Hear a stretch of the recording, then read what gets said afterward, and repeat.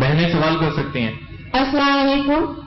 میرا سوال ذاکر بھائی سے ہے کہ ہمارے یہاں اسلام کو ایک نیا شکل دیا گیا ہے، وہ تبلیغی جماعت کے نام سے مشہور ہے، جس میں مسلمان جو ہیں وہ 40 دن اپنے گھروں کو چھوڑ کر مسجدوں میں رہتے ہیں، اور پھر اس میں ایک ایسی کتاب پڑھی جاتی ہے جس کا قرآن حدیث سے کوئی تعلق نہیں، جھوٹی حدیثیں اس میں بھری ہوتی ہیں، فضائل اعمال یا پھر تبلیغی نصاب کے نام سے وہ مشہور ہے. آپ اس کے بارے میں برائے مہربانی تھوڑا سا واضح کر دیں. دوسری بات یہ کہ فاتحہ جو لوگ کرتے ہیں اور اس کو یہ صحیح سمجھتے ہیں بالکل، اس کے بارے میں آپ کی کیا رائے؟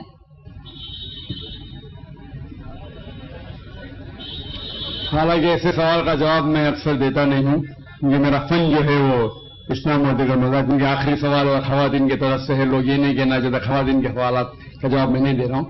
میں نے سوال پوچھا کہ تبلیغ جماعت جو ہے ایک جماعت ہے ہمارے مسلمانوں میں، ہندوستان میں خصوصاً، وہ تبلیغ نصاب پڑھتی ہے جس کے اندر حدیث مکسچر ہے.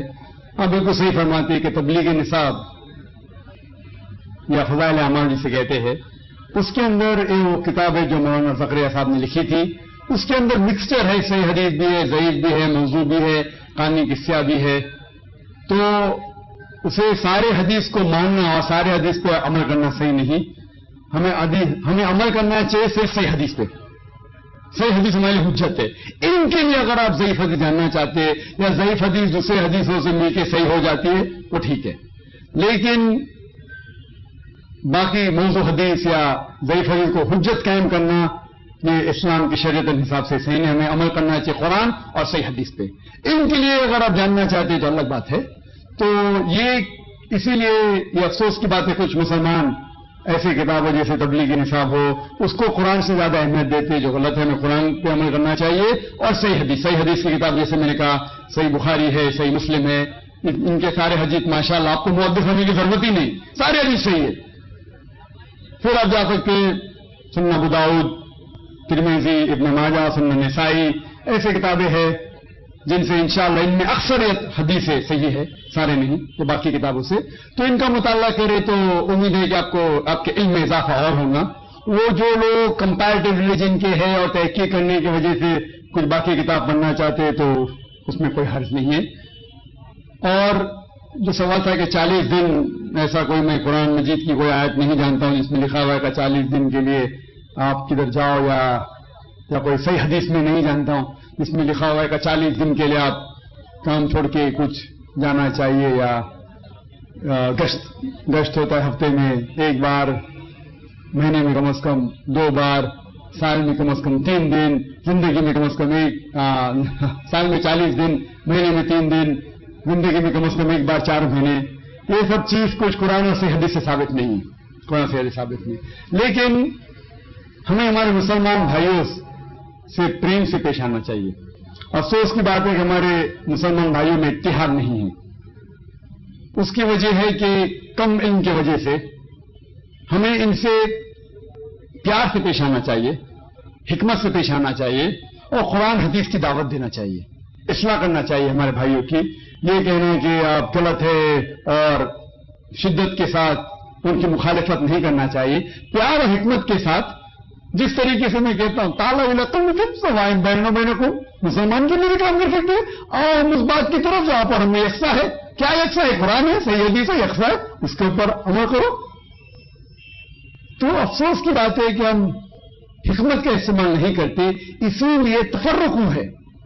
میں نے ایک تقریر دی تھی چنئی میں جنوری کے مہینے میں، یونٹی ان مسلم امہ، اسلام کی امت میں اتحاد. اور یہ تقریر انگریزی میں ہے جس میں نے فارمولا دیا ہے کس طریقے سے قرآن اور صحیح حدیث کے پر عمل کریں گے تو انشاءاللہ سارے مسلمان اتحاد میں رہیں گے، ایک ہوں گے. اس اللہ تعالیٰ فرماتے ہیں سورہ عمران میں 3 آیت میں 103 میں وَاعْتَصِمُوا بِحَبْلِ اللَّهِ جَمِيعًا وَلَا تَفَرَّقُوا. آؤ ہم اللہ کی رسی کو مضبوطی سے پکڑے. اللہ کی رسی ہے قرآن اور صحیح حدیث.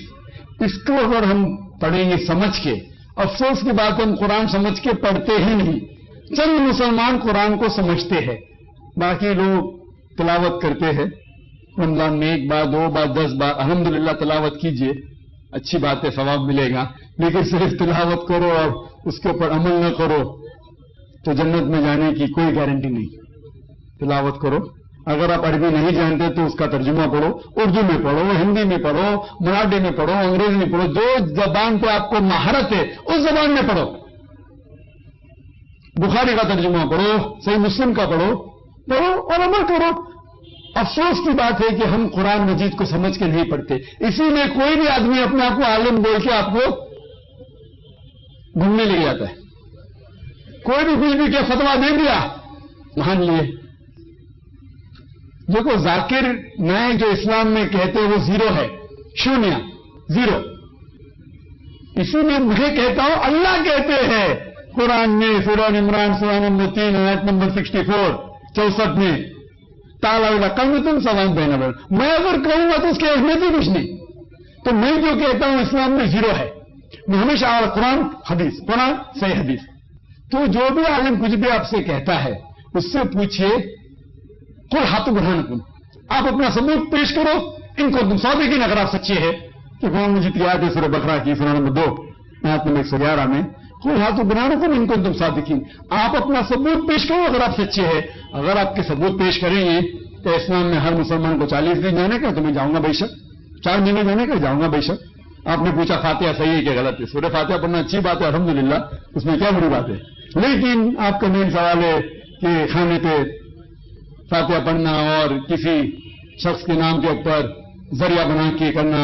قرآن مجید میں کم از کم 4 جگہ کہا گیا ہے، سورہ بقرہ میں سورہ نمبر 2 آیت نمبر 173، سورہ مائدہ سورہ نمبر 5 آیت نمبر 3، سورہ انعام سورہ نمبر 6 آیت نمبر 145 اور سورہ نحل چیپٹر نمبر 16 سورہ نمبر 16 آیت نمبر 115 میں اللہ تعالیٰ فرماتے حرمت علیکم المیتۃ والدم ولحم الخنزیر وما اہل لغیر اللہ بہ، آپ کے لیے حرام ہے سور کا گوشت، خنزیر کا گوشت، مرا ہوا گوشت، خون، اور وہ کھانا جس کے اوپر اللہ کے علاوہ کسی اور کا نام لیا گیا ہے۔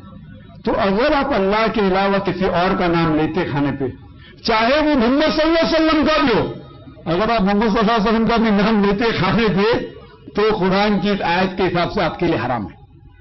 تو باقی کسی کے پیر یا لینے کا اجازت ہے ہی نہیں، تو میں نہیں کہہ رہا ہوں، آپ جا کے مت کہ نہ ڈاکٹر ذاکر نائک کہتے ہیں کہ اللہ کے علاوہ کسی کا نام لینا حرام ہے، میں کیا تو کچھ اس کی اہمیت بھی نہیں۔